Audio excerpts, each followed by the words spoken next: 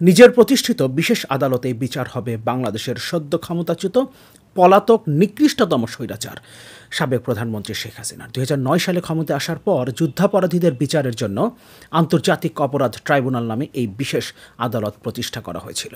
2010 সাল থেকে এটা কার্যকর হয় এবং মানবতা বিরোধী কর্মকাণ্ডের অভিযোগে অভিযুক্তদের এখানে বিচার করা হয়। এবার 2024 সালে গণহত্যার দায়ে অভিযুক্ত শেখ হাসিনা এবং তার সহযোগীদের বিচার করা হবে এই আন্তর্জাতিক অপরাধ ট্রাইব্যুনালে। নিজের প্রতিষ্ঠিত বিশেষ আদালতেই শেখ হাসিনা বিচারের মুখোমুখি হবেন, এটা নিশ্চিত করেছেন অন্তর্বর্তীকালীন সরকারের আইন উপদেষ্টা অধ্যাপক আসিফ নজরুল। ক্ষমতাচ্যুত হবার পর থেকে এখন পর্যন্ত শেখ হাসিনার বিরুদ্ধে 3টা হত্যা মামলা এবং 1টা অপহরণ মামলা হয়েছে। আন্তর্জাতিক অপরাধ ট্রাইব্যুনালের তদন্ত সংস্থায় একটা মামলার জন্য আবেদন করা হয়েছে, যেখানে আওয়ামী লীগ এবং শেখ হাসিনার বিরুদ্ধে গণহত্যার অভিযোগ আনা হয়েছে। এখন সরকার যদি শেখ হাসিনাকে দেশে ফিরিয়ে এনে বিচার করতে চায়, সেক্ষেত্রে বিচার কার্য চলাকালীন অবস্থায় এবং সাজা ঘোষণার পর শেখ হাসিনাকে কোনো একটা কারাগারে রাখতে হবে। সেক্ষেত্রে শেখ হাসিনাকে কোন কারাগারে রাখা যেতে পারে সেই আলোচনা আমরা করব। তার আগে আসিফ নজরুল আমাদেরকে যেটা জানিয়েছেন, শেখ হাসিনার বিচার কিভাবে হবে, কোন আদালতে হবে সে ব্যাপার, এবং আন্তর্জাতিক অপরাধ ট্রাইব্যুনালে শেখ হাসিনা এবং আওয়ামী লীগের বিরুদ্ধে যে মামলার আবেদন হয়েছে গণহত্যার অভিযোগে, এই দুটো বিষয় আমরা একটু দেখে নেই। অন্তর্বর্তীকালীন সরকারের আইন উপদেষ্টা অধ্যাপক আসিফ নজরুল বলছেন, শেখ হাসিনার বিচার হতে পারে আন্তর্জাতিক অপরাধ ট্রাইব্যুনালে। ছাত্র জনতার আন্দোলন ঘিরে 1 জুলাই থেকে 5 আগস্ট পর্যন্ত যেসব হত্যাকাণ্ড ঘটেছে সেগুলোর জন্য নির্দেশদাতা হিসেবে সদ্য সাবেক প্রধানমন্ত্রী শেখ হাসিনার বিচার আন্তর্জাতিক অপরাধ ট্রাইব্যুনালে হতে পারে বলে মন্তব্য করেছেন অন্তর্বর্তীকালীন সরকারের আইন উপদেষ্টা অধ্যাপক আসিফ নজরুল। আসিফ নজরুল বলেন, গত 1 জুলাই থেকে 5 আগস্ট পর্যন্ত ছাত্র জনতার আন্দোলনে সংগঠিত হত্যাকাণ্ডের ঘটনাগুলোর বিচার আন্তর্জাতিক অপরাধ ট্রাইব্যুনালে করা হবে। তিনি বলেন, গণহত্যা ও গুলিবর্ষণ এসব ঘটনার জন্য কিছু মামলা হয়েছে। রাজপথে থাকা বিভিন্ন ছাত্র সংগঠন, মানবাধিকার সংগঠন, জনগণের বিভিন্ন গোষ্ঠী প্রশ্ন করেছে এটাকে মানবতা বিরোধী অপরাধ হিসেবে বিচার করার সুযোগ আছে কিনা। তারা সেটা খতিয়ে দেখেছেন, তাতে তারা দেখেছেন এই আইনের অধীনে এই হত্যাকাণ্ডের সঙ্গে জড়িত ব্যক্তিরা যারা আদেশ দিয়েছেন, বিভিন্নভাবে সহযোগিতা করেছেন, তাদের সবাইকে বিচারের আওতায় আনা সম্ভব।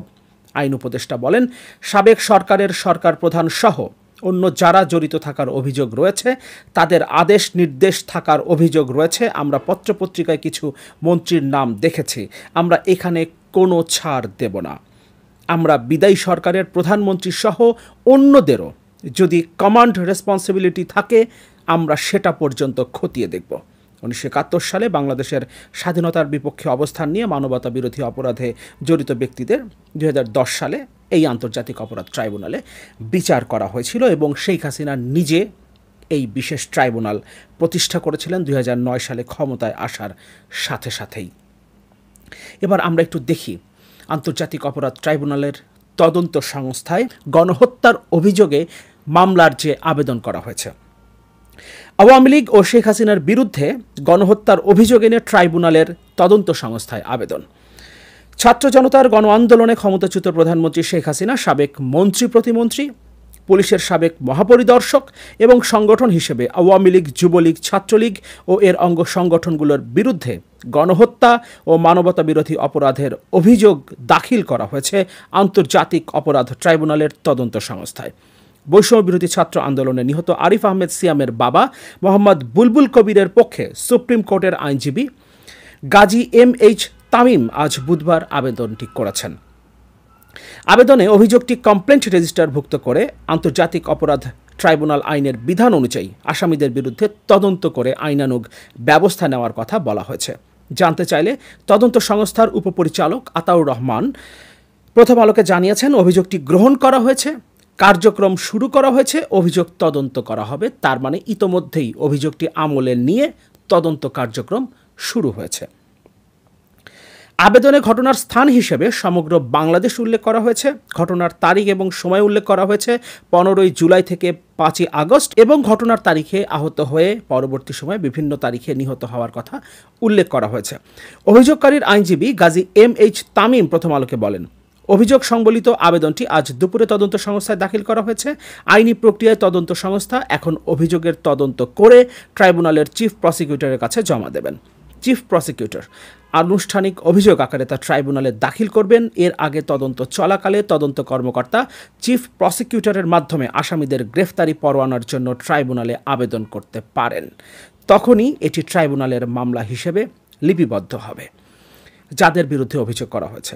আবেদনে আসামি হিসেবে সাবেক প্রধানমন্ত্রী ও আওয়ামী লীগ সভানেত্রী শেখ হাসিনা, সাবেক সেতুমন্ত্রী ও আওয়ামী লীগের সাধারণ সম্পাদক ওবায়দুল কাদের, সাবেক স্বরাষ্ট্রমন্ত্রী আসাদুজ্জামান খান কামাল, সাবেক ডাক ও টেলিযোগাযোগ প্রতিমন্ত্রী জুনায়েদ আহমেদ পলক, সাবেক তথ্য ও সম্প্রচার প্রতিমন্ত্রী মোহাম্মদ আলী আরাফাত এবং তৎকালীন সরকারের কিছু মন্ত্রী, প্রতিমন্ত্রী ও সংসদ সদস্য, পুলিশের সাবেক মহাপরিদর্শক চৌধুরী আব্দুল মামুন, ঢাকা মহানগর ডিবির সাবেক প্রধান হারুনুর রশিদ, ঢাকা মহানগর পুলিশের সাবেক কমিশনার হাবিবুর রহমান ও কিছু অসাধু পুলিশ কর্মকর্তা ও সদস্য, র্যাবের সাবেক মহাপরিচালক মোহাম্মদ হারুনুর রশিদ ও কিছু অসাধু র্যাব কর্মকর্তা সদস্য সহ অজ্ঞাতনামা অস্ত্রধারী আওয়ামী লীগ, ছাত্রলীগ ও যুবলীগের নেতাকর্মী এবং সংগঠন হিসেবে আওয়ামী লীগ, যুবলীগ, ছাত্রলীগ ও এর অঙ্গ সংগঠনগুলোর কথা উল্লেখ করা হয়েছে।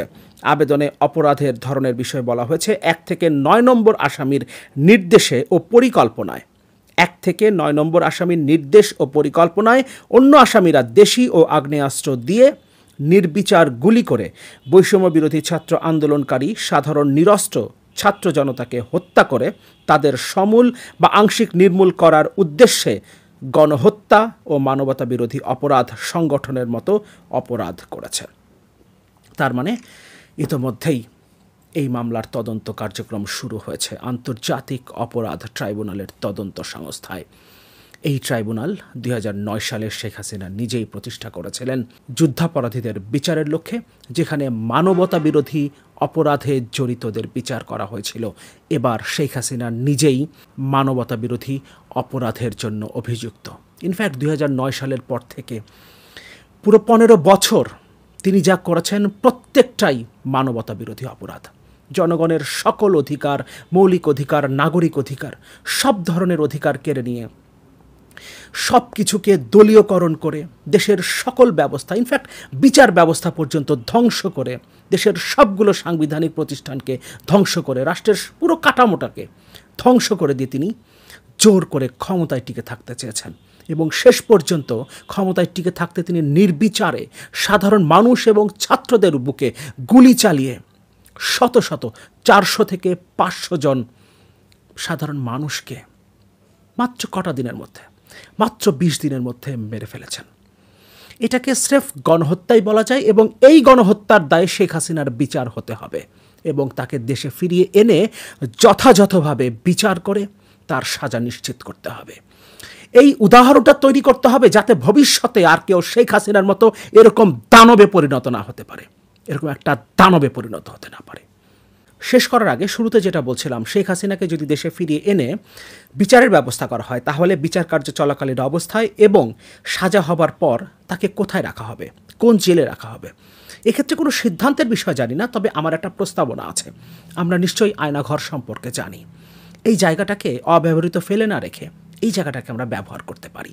এটাকে একটা সাবজেল ডিক্লেয়ার করা, আমি জানি না একটা সাবজেল ডিক্লেয়ার করার মতো যে ফ্যাসিলিটি লাগে সেটা সেখানে আছে কিনা, বা না থাকলেও সেটা অ্যারেঞ্জ করা যাবে কিনা। আমার ধারণা অ্যারেঞ্জ করা সম্ভব। সেক্ষেত্রে আয়নাঘরকে একটা সাবজেল ডিক্লেয়ার করে এখানে শেখ হাসিনা সহ এই মানবতা বিরোধী অপরাধে, এই গণহত্যার দায়ে যারা অভিযুক্ত হবেন তাদেরকে এই আয়নাঘরে রাখা যেতে পারে। সেক্ষেত্রে শেখ হাসিনার নিজের প্রতিষ্ঠিত বিশেষ আদালতেই তার বিচার হবে এবং বিচার চলাকালীন অবস্থায় এবং সাজা ঘোষণার পর তিনি নিজের প্রতিষ্ঠিত সাধারণ মানুষের নির্যাতনের জন্য বানানো আয়নাঘরেই ঠাঁই পাবেন।